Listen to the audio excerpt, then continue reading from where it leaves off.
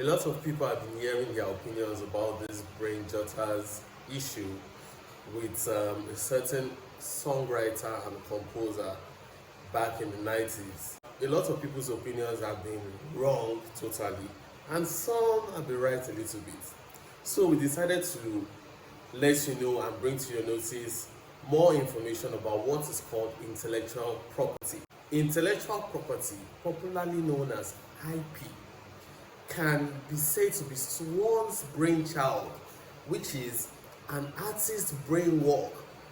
There are various people who can own an intellectual property, starting from a writer, that's a book writer, a composer, an artist, and a movie producer.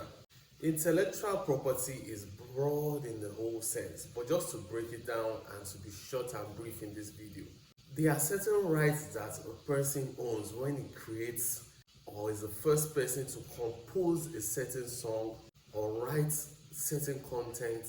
Nowadays, due to technology and various international companies, we have companies that help artists get their royalties, receive their royalties in different forms, whether it's the performance rights, streaming royalties, and all sorts of forms. Even popular social media outlets, just like Facebook, TikTok, and Instagram, helps artists collect such royalties when they are being registered.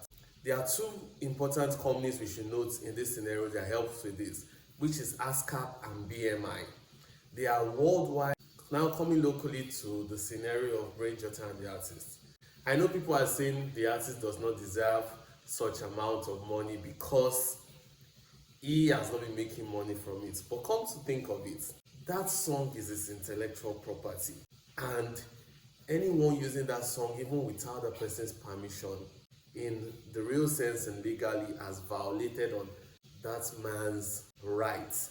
It could fall under copyright infringement and all other forms of law that we won't want to really discuss.